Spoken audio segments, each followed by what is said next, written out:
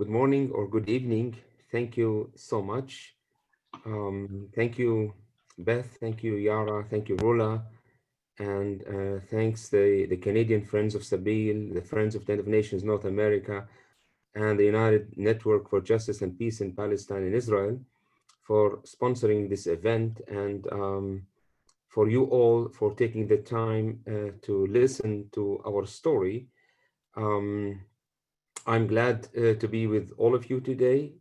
I would love to be in person with you, but because of the situation, at least it's a way through Zoom to connect with you and to be able to tell you more about our situation and about our story, which we can call it the story of hope.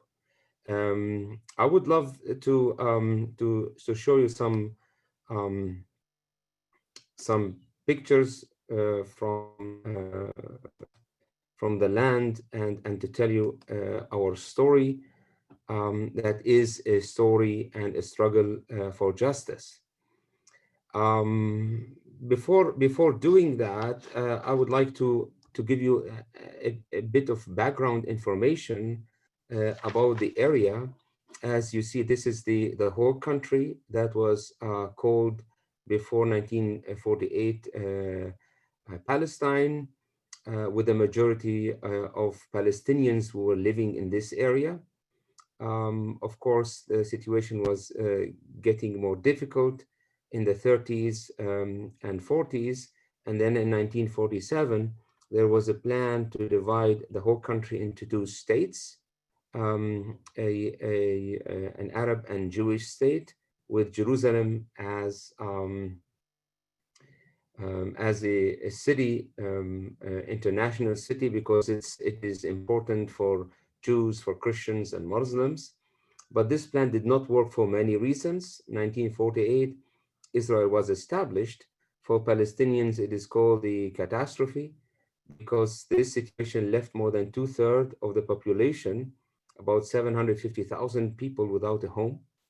And they had to leave their homeland, and they became refugees in the country itself, like in the West Bank, which was at that time under the Jordanian rule, and in Gaza, which was under the Egyptian rule. Many also went or had to leave to the Arab countries like Jordan, Syria, Lebanon, and Egypt. And the area of the West Bank and Gaza were under the Jordanian and the Egyptian rule until 1967. And with the Six-Day War, Israel occupied the West Bank, Gaza, and East Jerusalem. And since then, as Palestinians we call them in the occupied territories, we are still living under Israeli occupation. Of course, things were changed on the ground because of creating facts by building settlements. And of course, the 70s, the 80s became more difficult. Then the first Palestinian uprising started in 1987. And then later on, the peace process in 1991. The hope for peace was very big. We had the first peace agreements came in 1994, 95. We call them the Oslo Agreements. And with the Oslo Agreements, the Palestinian territories were divided into three zones, like what you see here on this map. Of course, like Gaza is totally separated from the West Bank. And then when we are talking, when we look at the map of the West Bank, we see those yellow spots here, and the white spots here, and the blue ones. So according to the Oslo agreements, the West Bank was divided into three zones: Area A, which are the cities that under the Palestinian control, and this is what we see it here, the yellow spots here. And then area B are the villages that are under the civil control of the Palestinians, but military under Israeli control. And the rest of the West Bank is totally under Israeli control. When you look at this map, it it is clear that it is difficult for the Palestinians to cross sometimes from A to B, from one city to Jericho, for example, from Bethlehem to Jericho, we need to cross through area C, and sometimes the checkpoint is closed. So with this map, it is becoming more difficult, if not impossible, for the Palestinians to become independent. And the area that we are talking about here, the West Bank, is now um, full of Israeli settlements. And of course, the wall, I'll be showing some pictures about the wall here, are taking the majority of the land. So most of the West Bank, which means like about 60% of the West Bank, is totally under Israeli control. Now, our biggest problem here is land confiscation and building settlements. And we as a family, as many other Palestinian families, are affected by land confiscation. We own a farm located southwest of Bethlehem in this area, which is about 100 acres farm located on a hilltop. We call it Dahar's Vineyard because the land was bought by my grandfather in 1916, and my grandfather's name was Dahar. And Dahar wanted to have a new or to offer to his children a new future. So he bought this piece of land, which is located 3,000 feet above sea level, and today is surrounded by 5 Israeli settlements, as you see here.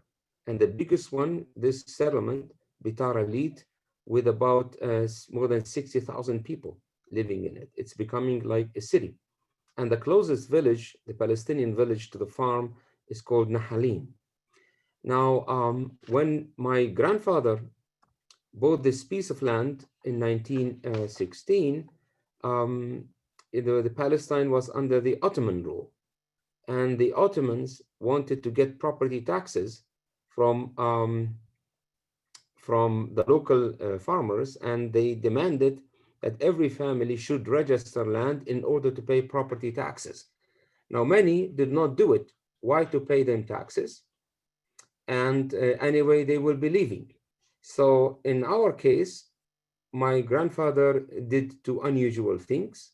The first thing they did, they registered the land. And we have documentations for that. And we have papers that the family paid taxes. And so the other thing that the family did, which was unusual, they moved to the farm and they lived in a cave on the land. It was unusual to live on the farm, on the land, because according to our traditions, we live always in a community, in a small village, in a town, and we cross to our land and come back in the evening. But my grandfather did it the other way because he wanted his children, my father and uncle, to grow up connected to the land, to call it home from the beginning. And this was exactly what happened. So after my grandparents died, my father and uncle took over, continued farming the land, living in caves until they passed away. So my father, Bishara, died in 1976, and he left my mother with 9 children. So the oldest 20 years old and the youngest 3 years old. So this is me on the picture. And we continued with the same journey. And my mother did a great job, and she is still active on the farm. She continued with the vision of her husband, and from the beginning, we grew up connected with the land, and we are continuing the vision of the grandparents, my father and uncle, until today. Now, things were changed for us in 1991. As we heard by chance, the Israeli military authorities declared our farm as state land. So you see the farm is located on the hilltop, which is the last hilltop that is in our area that is without an Israeli settlement. So they used different strategies to confiscate the farm. When they declared it as state land in 1991, we went to the military court because we are the owners of the land, and we started a legal battle that is going on and on until today.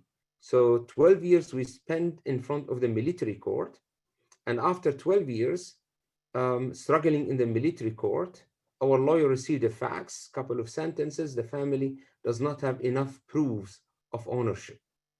So we had to bring this case in front of the Supreme Court. Of course, Palestinian lawyers from the West Bank could not represent us in front of the Supreme Court. So we had to hire a Palestinian lawyer from Jerusalem who is still representing us until today. So just 2 days ago, we had a session at the Supreme Court because the settlers from the nearby settlement, they claimed that we are operating on what they call it state land, and we have to be removed from there. And so the case was postponed, but also the court decided, to keep the sessions going until we finish with the land registration process. So a couple of years ago, they demanded us to re-register the land, although the land is registered and we have the documents, but they wanted they wanted us to do a new process in order for the Israelis to recognize us as owners of the land. So we started this process, and we are still waiting for the outcome until today. So almost 30 years until today in a legal battle with the Israeli authorities. We spent more than 200,000 US dollar on legal expenses, but the positive outcome, we are still there, and we did not lose any acre of the 100 acres farm we have, which makes it probably one, if not the only case that is still in court since 1991. Now, parallel to the legal battle, we have difficulties from the settlers who are living in the settlements around the farm. So they tried another strategy, which was the physical pressure. So they came to the farm, they cut our trees, they damaged our water tanks, they threatened us with guns, and they tried many times to build roads on our land, because they start with a road and then put a container, and then they establish a settlement. But we managed to stop all road constructions by court. And one time, after we stopped them from digging a road in 2002, the settlers were very angry, and they destroyed 250 olive trees from our farm. It was very difficult for us because an olive tree takes years to grow, and it is a symbol of being rooted into the land. And in a couple of hours, everything was destroyed.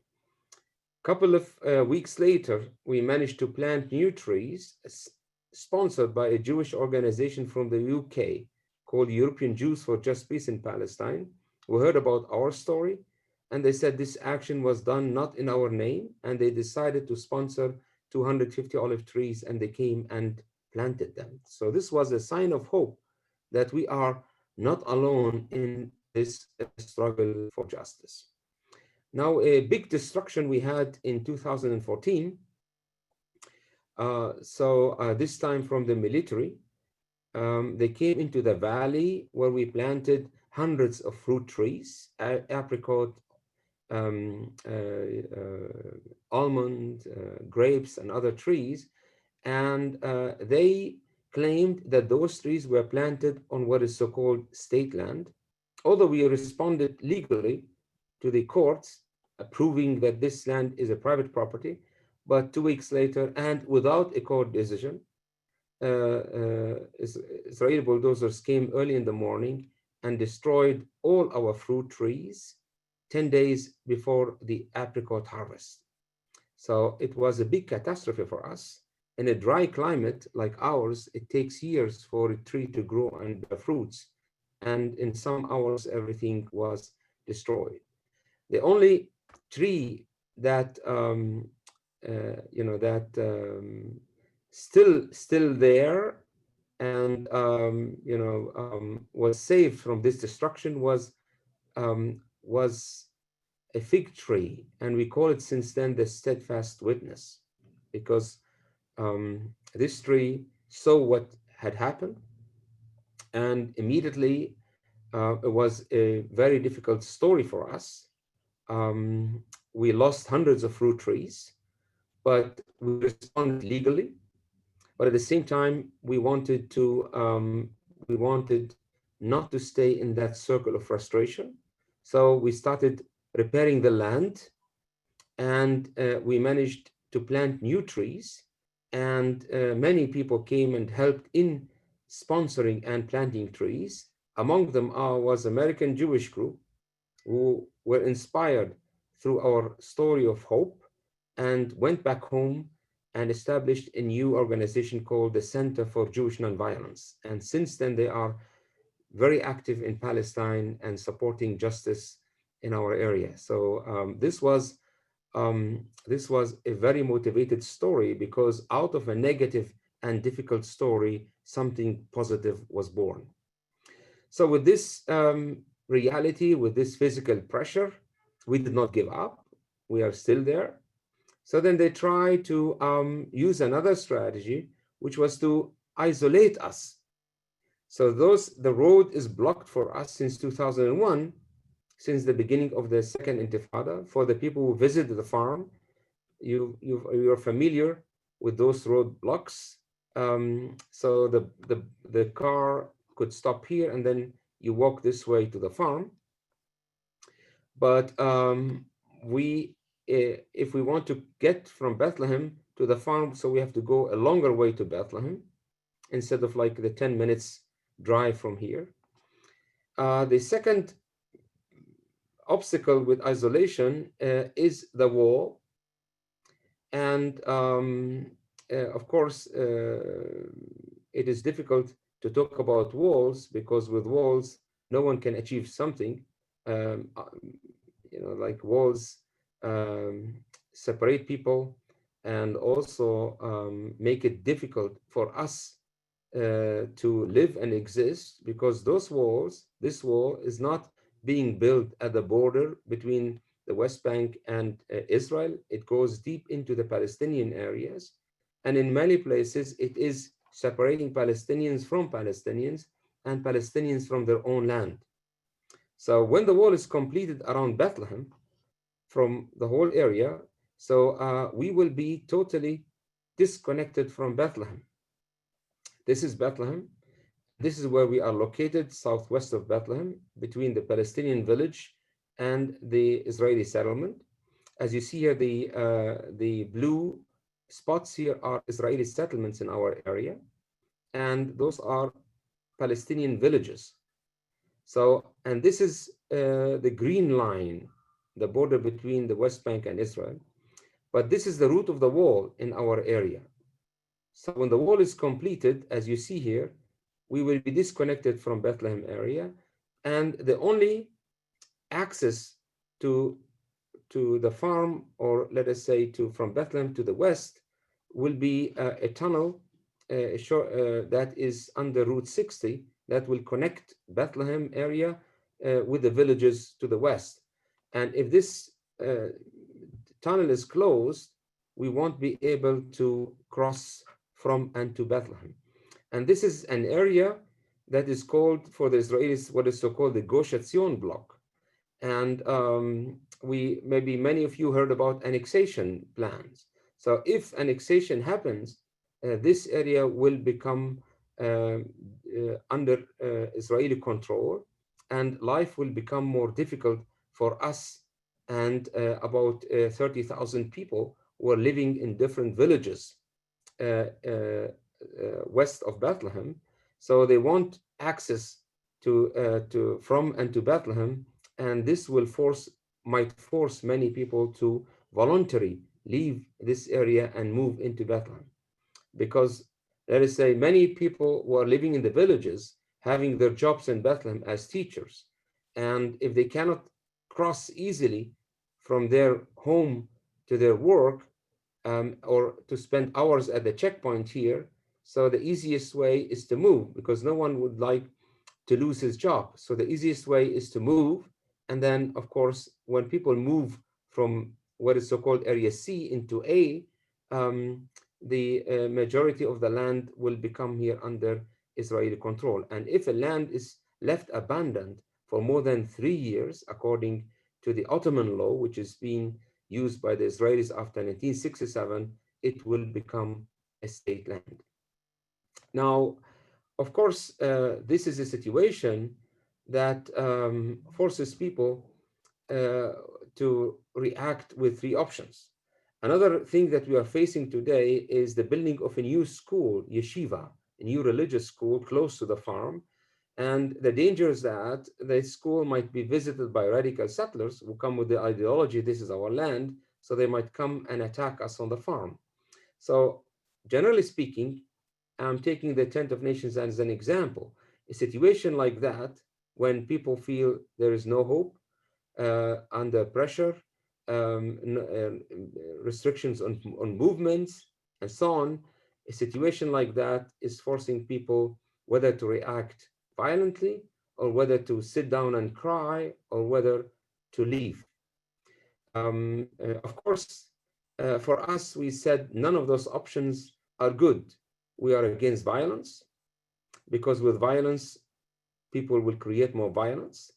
At the same time, we are not accepting this unjust situation as it is.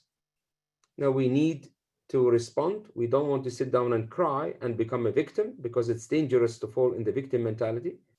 And the third option, we don't want to leave and run away from our own challenges. Now we said we want to face our challenges, but in a different way.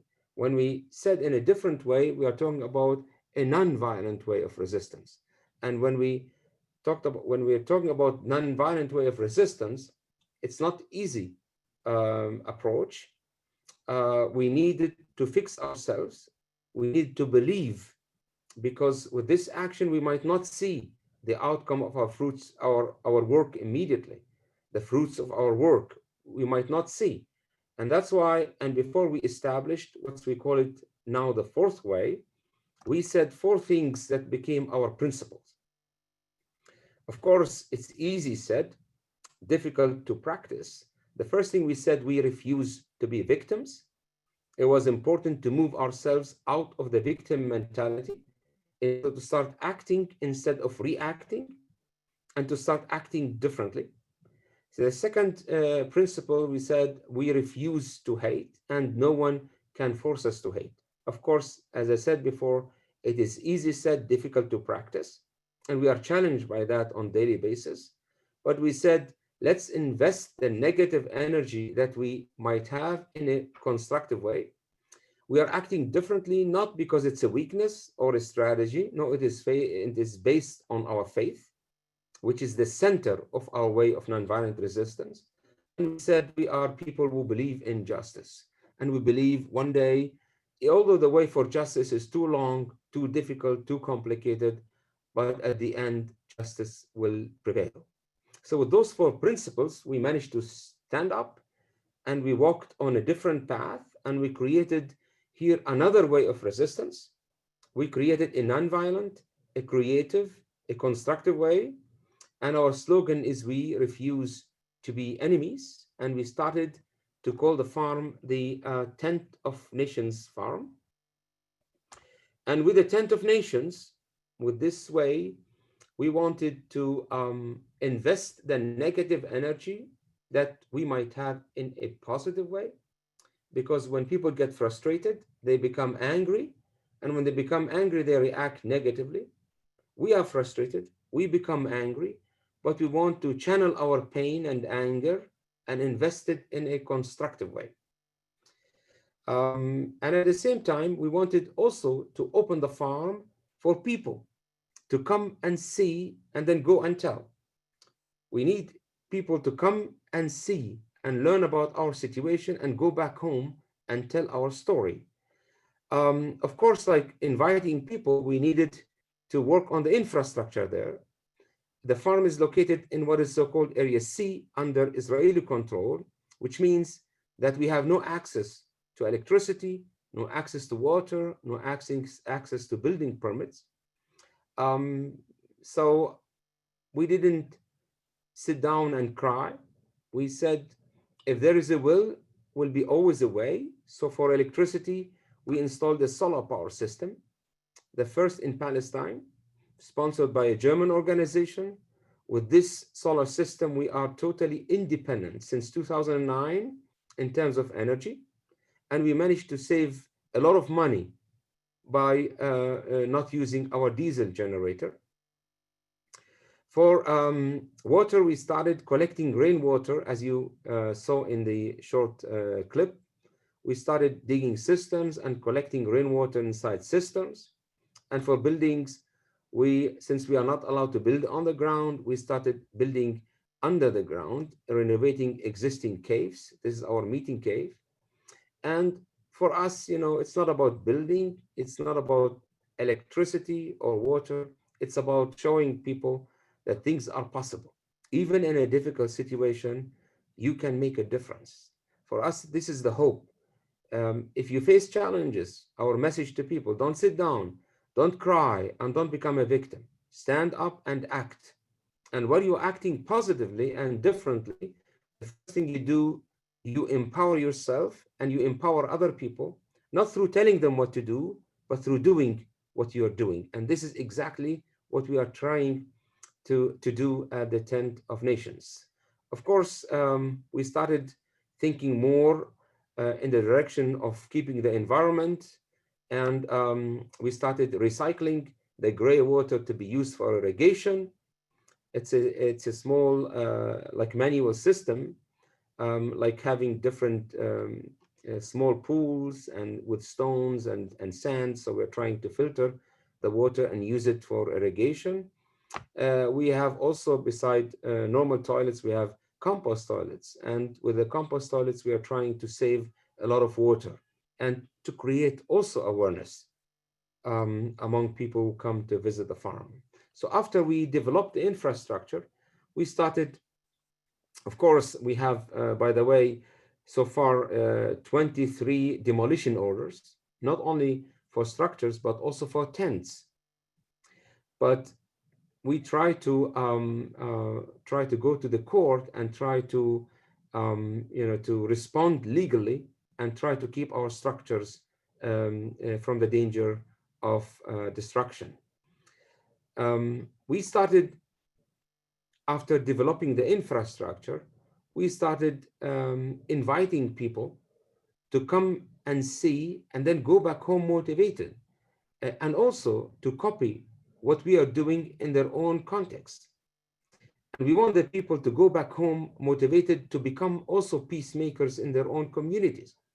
So the first program we are doing is a tree planting campaign.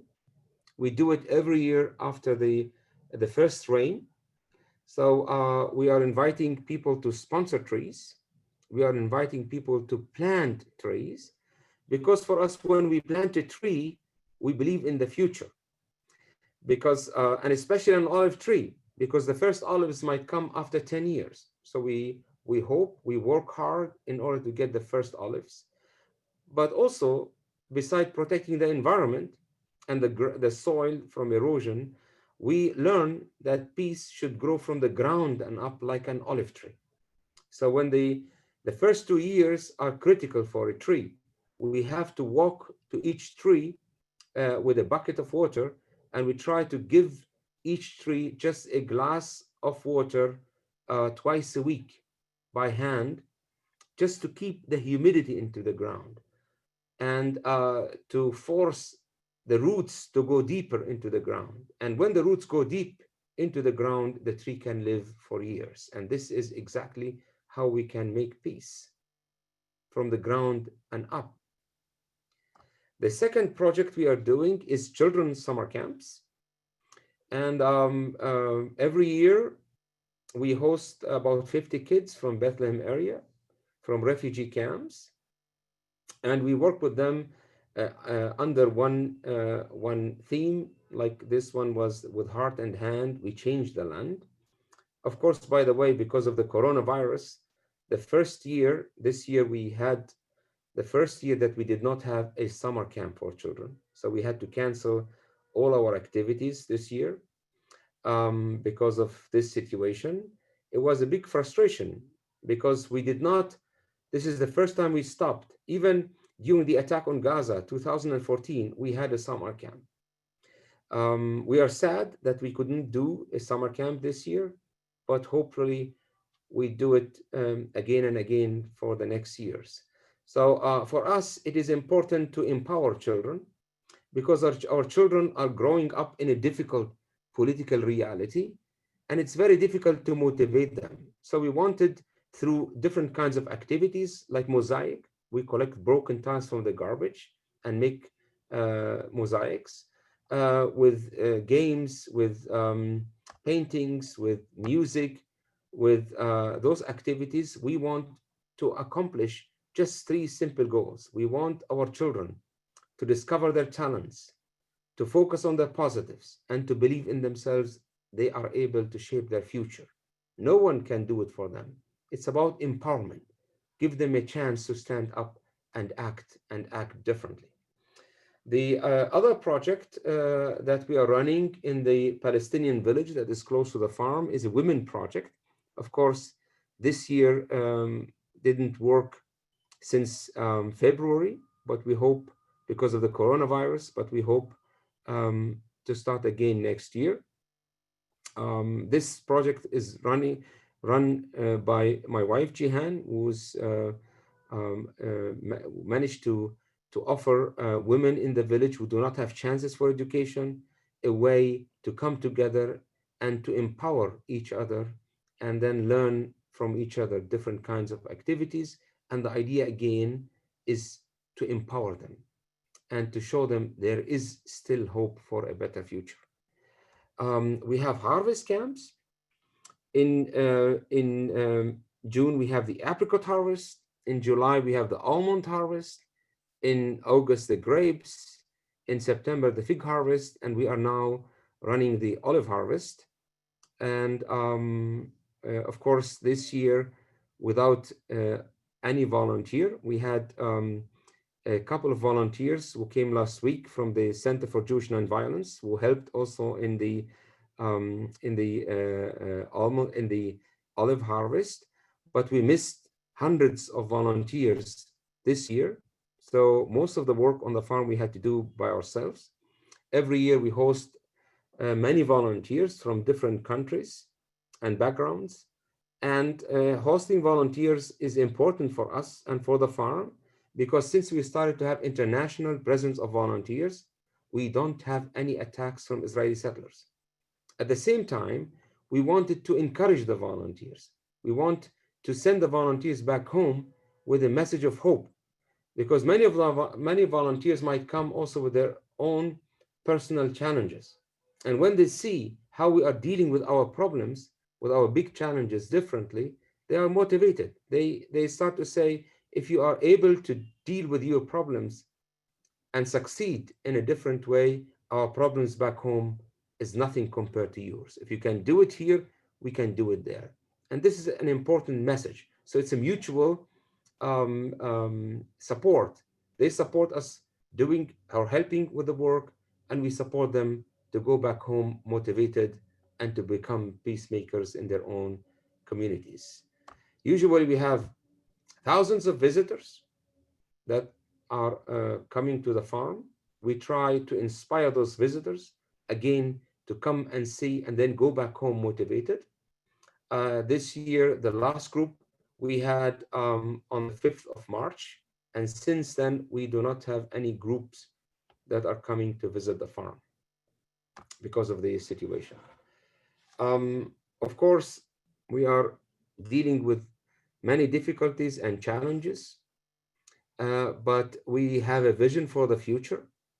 And our vision is one day to establish an educational environmental center, because environmental issues are still, it's not a big theme at school. So children are growing up without learning that much about the environment. So we try to offer this place as a place where children can come from schools and learn something positively about their life, but also to be connected with the ground and with the nature. It's a long way to go, but of course, we always say the 1,000-mile trip starts always with one step. Many obstacles are on the way, but we are welcoming you to be a part of this dream. And together we can always make a difference. Again, the struggle will continue. It's a long way to go, and we will continue the struggle always with faith, with love and hope. And we keep going with faith, love, and hope, like a farmer who puts his hand at the plow. The moment he does so, he is not allowed to look backwards. And I always say, with small steps, the journey for justice will continue. We have a website and contact information. And I want to thank you at the end for listening to our story. And I hope this story is becoming a story of hope for all of you. And my presence with you today is also a big encouragement for me and for the work that we are doing. So thank you so much for doing that.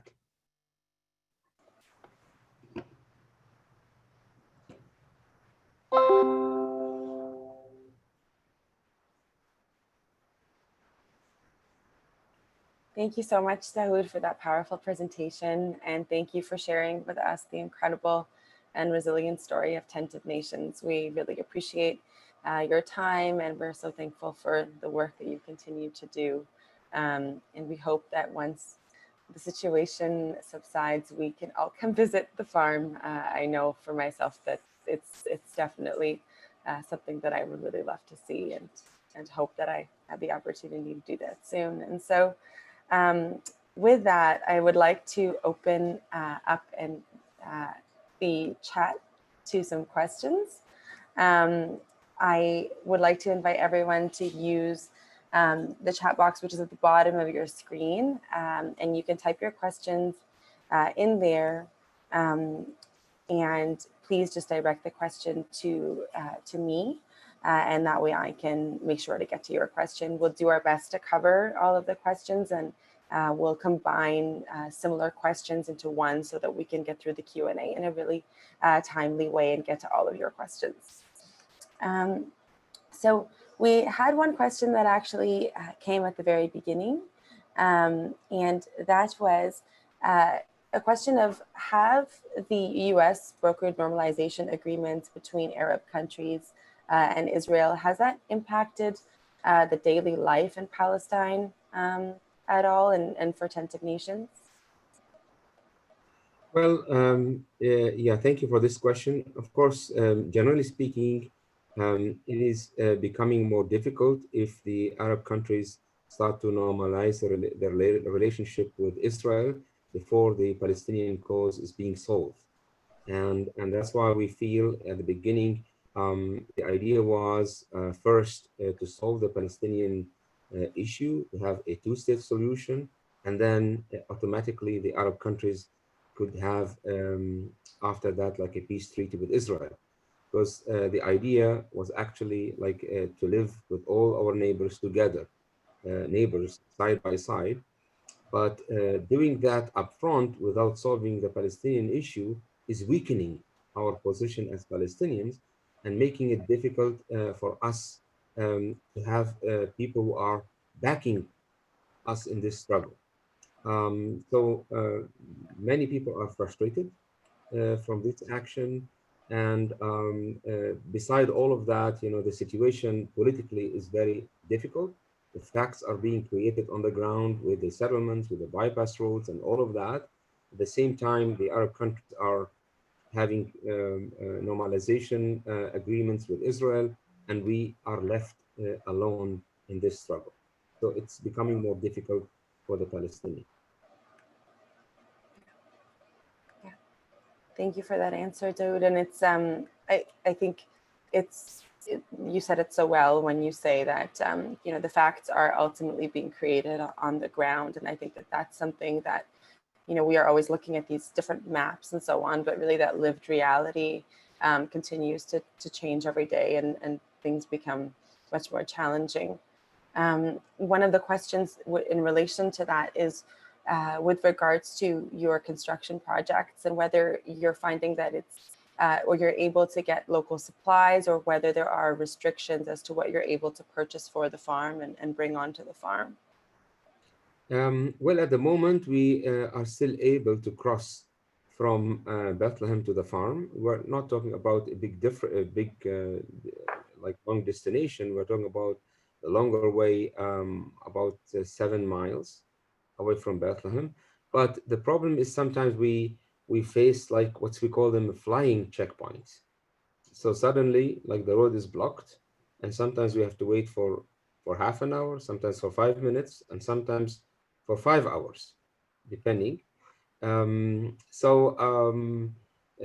If this continues to happen, and of course, on when the wall is finished in our area west of Bethlehem, and maybe the facts, as I said before, are being created, and maybe slowly with annexation, so it becomes more difficult for us to cross easily to Bethlehem and also to get supplies to the farm. And that's why we are working hard now to make the farm as soon as possible, as much as we can, of course, to become independent.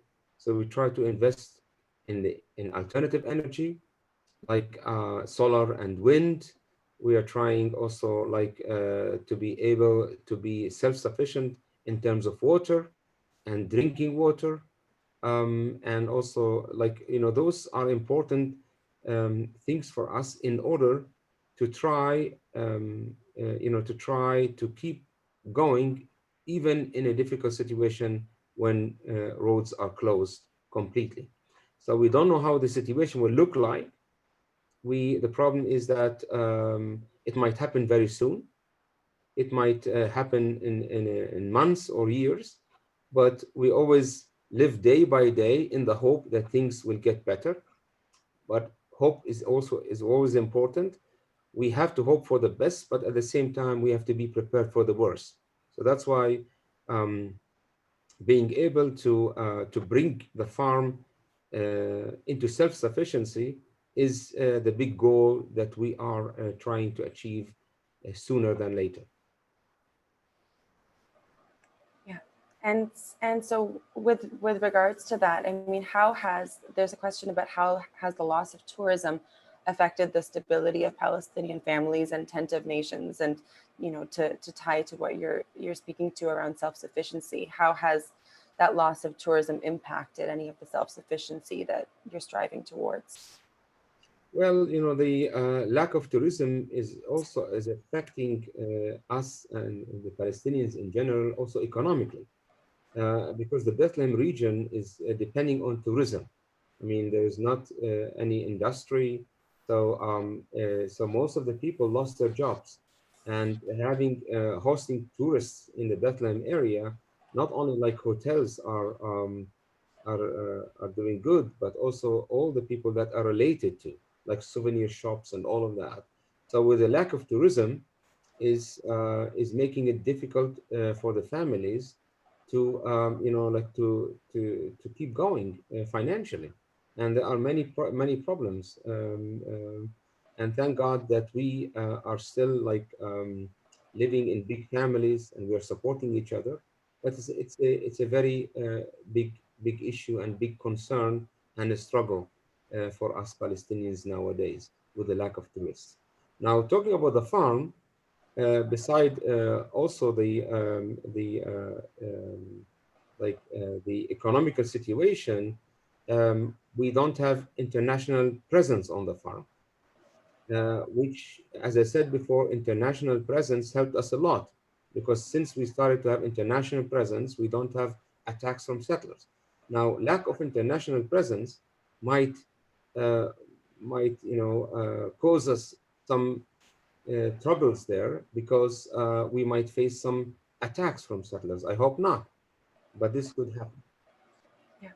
And this answers a question from somebody who had asked about how the presence of international volunteers changes the behavior of neighboring Israeli settlements, and is also kind of linked to another question that somebody posed, which is, that they mentioned that in the past they've heard you speak about interactions with settlers and if there anything is happening at that level at the moment, or whether it's been better in recent years.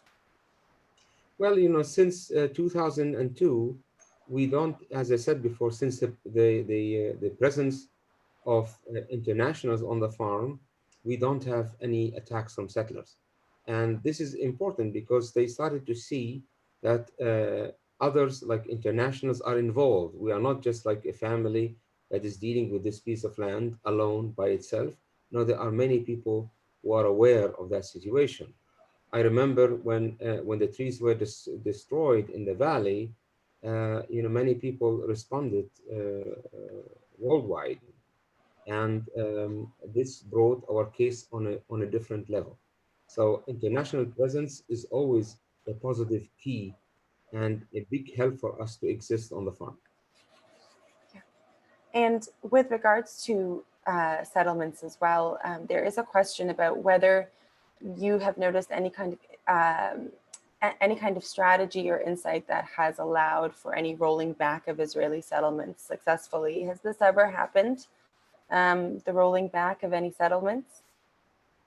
The rolling, I mean, like, you mean?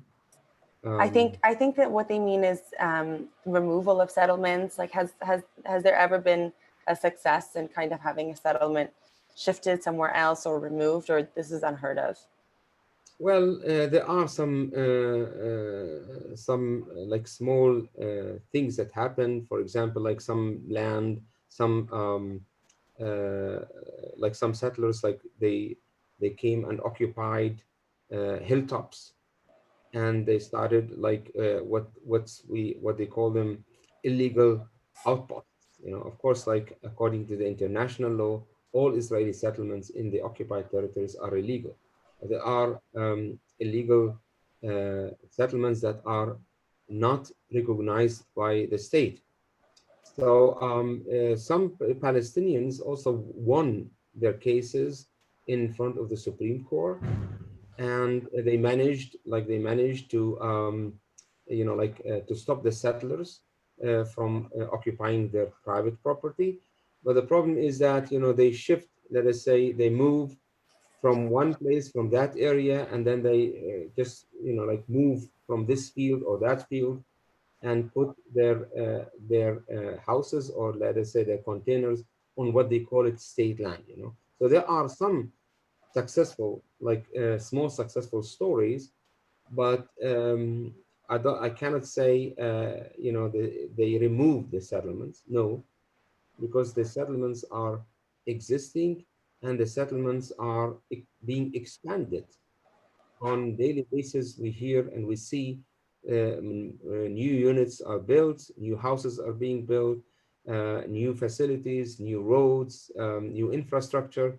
So all of that in order to make it difficult for the Palestinians also to build on their own land, on what we call it now Area C, according to the Oslo Agreement. Thank you for that. And there's another question here that I'd like to, we're getting quite a few questions, so bear with me while I try to cover them all. There is a question around asking about an update on your legal action, and how close you believe you are to a legal decision about your right to stay on the farm, as well as if there's a way to help support the legal challenge, and whether a public international campaign would help or hinder the legal process. Thank you for this question. Of course, legally, we are still in court, and we are between the Supreme Court, the highest court in Israel, and the military court. Of course, we are trying always to keep it in front of the court in order, to prevent the land from being confiscated, or even from a destruction of our structures there. So legally, we are still in court, and now we are in the process of a new land re-registration. The Supreme Court a couple of years ago decided that we have papers, so they could not ignore our ownership, and they returned. They pushed the case back to the military court, demanding the military authorities to allow us to re-register the land in order for the Israelis to recognize us as private owners. So we did the first time this process in 2006, and then they claimed they lost the documents, and we did it again in 2013, and then they said we did not have enough documents, and then we started another process 2015, and we are now still, the third time this process is being accepted as a process, and we started it.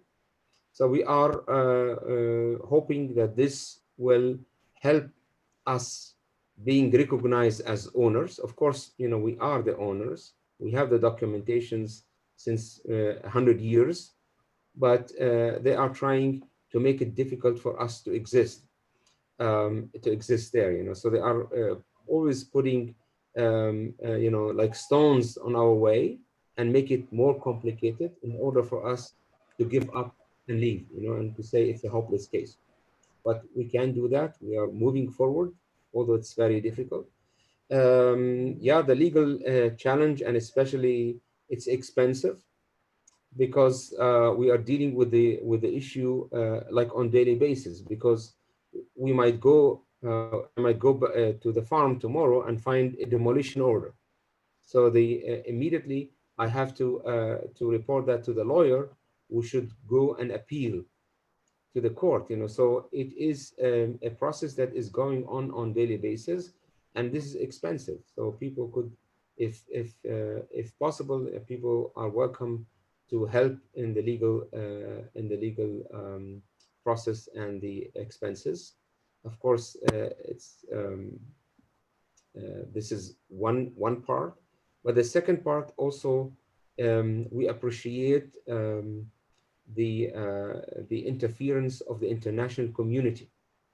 People could help, for example, not interfering with the legal issue, because the legal issue can be done at the court here, but definitely we might ask people to send letters to inform other people, because raising awareness internationally is also a key of success for us. So what we are trying to do always to respond legally, although it is unjust system for us, by the way. At the same time, we try to keep our motivation alive and keep going and create facts on the ground, on the farm, plant new trees, develop the infrastructure, bring people there, bring life to the land. And then the third thing that we are using is also, or we are approaching, is the international awareness and the international presence on the farm. So all together, the three strategies are very helpful in order to keep the land from the danger of confiscation. And I think this answers many people were wondering how they can help. And so I think that you really highlighted ways that we can help from the international community. There are a few questions around, local communities of support, whether whether there's support from the farmers associations in other countries, and any support from Israeli civilians or organizations as well. Yeah. By the way, before answering this question, I always say, we are the land, since the land is located on the hilltop, and it is a strategic place to build a settlement. So keeping the hilltop is automatically helping other farmers to keep their land. So it's not only to save the private property, it's also to save the whole area and bring hope to the people, because many of our neighbors are giving up because the political reality is very difficult. And for us, we want to prove to people that acting differently is a key of change. Even acting in a non-violent way, in a constructive way, it's helpful to keep the farm. With our way of non-violent resistance, we managed to keep the struggle going on and on since now 30 years. And in itself, of course, it's a long way and it's full of frustration, but in itself, it is a successful story. And by doing that, we are inviting many other farmers to copy our approach and do it that way. So it is important for us, to get also some connections with the international community and also international farmers and farms. It's nice, to get farmers together and to exchange ideas and ways of farming. It is a way to inform other farmers about our situation, about our way of farming in a dry climate. But it's also important to learn new ideas and new ways of farming from them. It's nice, and also it's helpful because being a farmer means like being connected with the ground. It's not like we are talking about a theory from our offices, with all respect. No, we are talking about it from the land. We are talking about what we are facing, what we are doing on daily basis. And this is also helpful for other people because many people left their land. Many people are growing up like in cities. Many children, including our children in Palestine, they are growing up now without being connected with the land and with the nature. Like when we get some Palestinian children from Bethlehem area and we start asking them, please tell me which tree is that? Is it an almond tree or olive tree? Some children, they don't know what kind of tree is that. It is sad for children to grow up disconnected from the nature. And that's why it is important to have this kind of connection to the land and the connection with other people, including other farmers from different countries. And that's why I always try through the speaking tours, if possible, to get in touch with farmers and with people that are connected with the land, because for them you feel that the land is like holy, and being connected with the ground is an important to get an energy. We receive our energy from the land. We give the land and we receive the energy back from the land. Now we have also some connections with Israeli peace activists. It is important.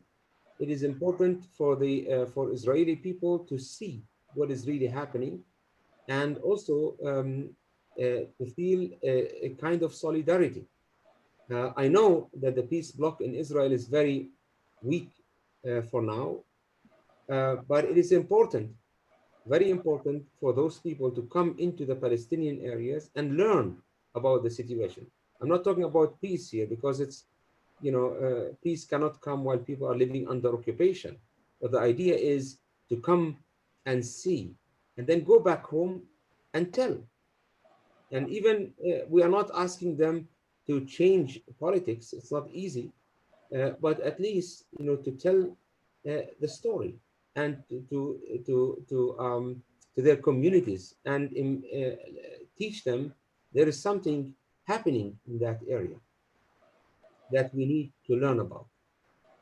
And that's why I always say it is important to come and see, but most important, not just to come and see, but then go back and act.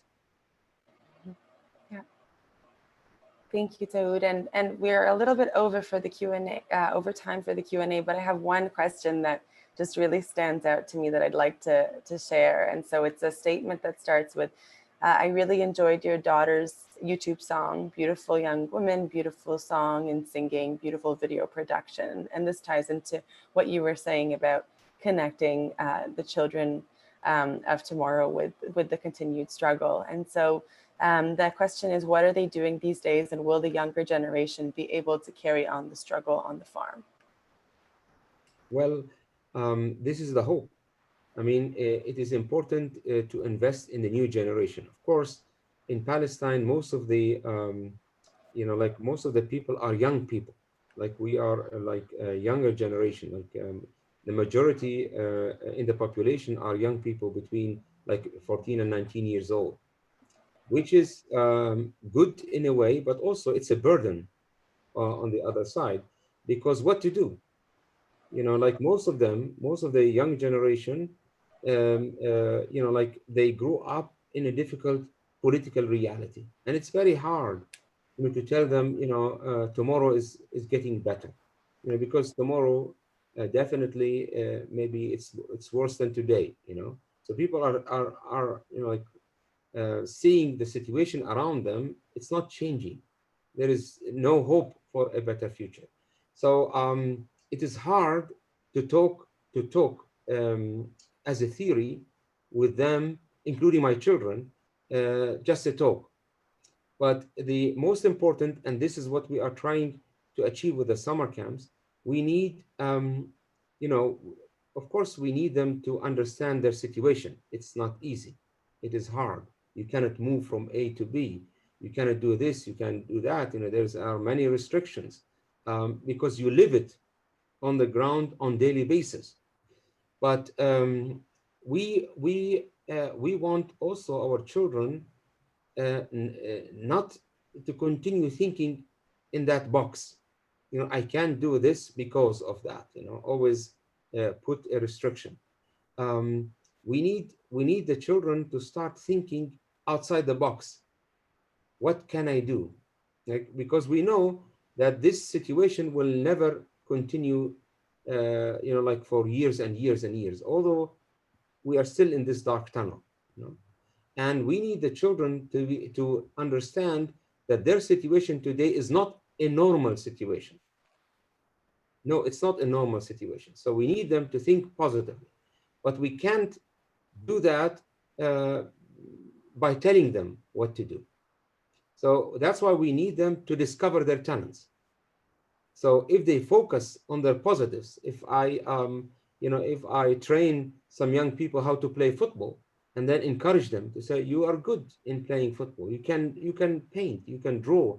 This will help them not just to see the negatives that are around them, but to see their positives. Oh, I'm good in doing that, in doing this and that. And then this will encourage them to focus on their positives, like music, sport, and then to start to believe in themselves. The difficult situation might stay another 10 years, I hope not, or 20 years. So what can I do in this situation? I cannot sit and wait and cry and put all my hope in others to solve my issue, to solve my problem. No, I need to become active. I need to stand up. I need to try to make a difference. I might fall down. The way is very difficult, but I need to stand up again and continue the journey. So by learning by doing is a way to encourage the young generation to stand up and continue. And this is the hope with my children. That's why, for example, one day we might get tired, uh, like working the farm. So what encourages our children is the international awareness.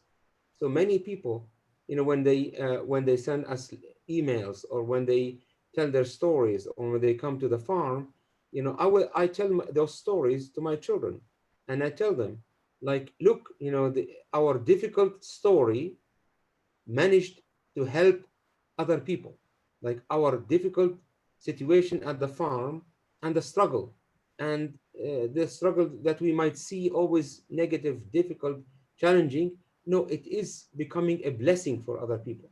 So when they start to see the positives, the positive things out of the negative situation, this will help them to continue the journey. So this is our hope for that. Thank you, Daoud, and thank you for all of the work that you're doing to create hope, instill hope in future generations. It's I think a perfect way to wrap up the Q&A with that hope and that inspiration. And so thank you so much. And thank you all for your questions. I apologize that we didn't get through them all, but thank you all for expressing so much support and messages of solidarity and messages of faith. And thank you for your participation today. I would like to shift us over